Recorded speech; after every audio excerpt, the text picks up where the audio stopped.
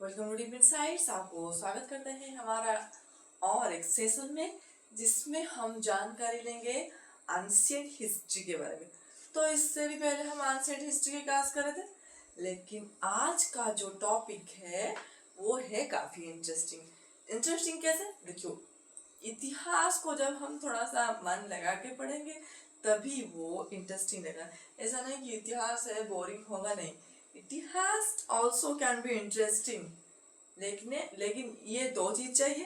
पहले जो पढ़ाता है वो इंटरेस्टिंगली पढ़ाना चाहिए, और दूसरा ये बात कि जो पढ़ रहा है उसमें भी इंटरेस्ट होना चाहिए इतिहास पढ़ने के दौरान। ठीक है, तो स्टार्ट करेंगे हम क्लास को। पहले हम थोड़ा सा डिस्कशन करेंगे। किस बारे में हमें डिस्कशन करना है? देखिए, जो होता है भारत का इतिहास, उसका जो पहला डिवीजन होता है उसे हम कहते हैं एंशिएंट हिस्ट्री। मतलब कि ये है सर्व पुरातन काल का इतिहास।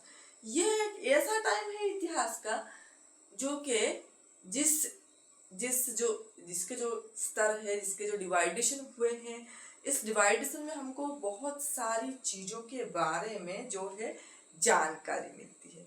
जैसे कि हम बोले पहले पहले जो युग हैं उनके बारे में अगर हम डिस्कशन करें तो उस युग में क्या होता था? उस युग में हम लिखावट नहीं जानते थे। लिखावट नहीं जानने वाला भी एक युग होगा, और बीच वाला जो युग है उधर क्या होगा? उधर हम लिखावट जानते थे, उधर लिखने लिखने की चीजें भी हमें मिली गई है, लिटरेरी सोर्सेस भी अवेलेबल है, लेकिन उसका जो लिपि है वो हम नहीं समझ पा रहे हैं, तो वो भी कोई काम का नहीं रहा। उसके बाद में जो थर्ड फेज में जो युग आएगा, उसके जो लिटरेरी सोर्स मिलते हैं वो हमारे काम में आते हैं, क्योंकि उससे हम समझ पाते हैं। मतलब कि हम जब ग्रामर पढ़ते हैं हमें मालूम है कि सेंटेंसेस शुड बी मीनिंगफुल, ऐसी बात है ये।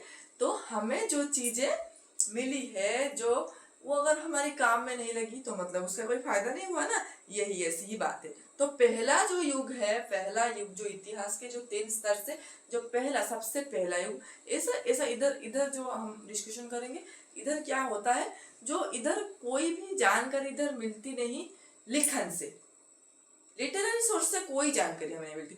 अब हम सोचेंगे लिटरेरी सोर्स से हमें जानकारी नहीं मिलती तो इसका जानकारी हम कहाँ से लेते हैं?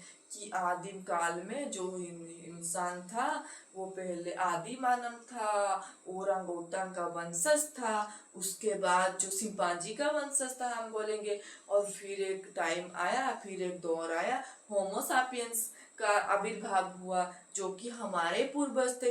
ये सब जानकारी हमें किधर से मिलती है? और ये भी उस टाइम आग का आविष्कार हुआ था।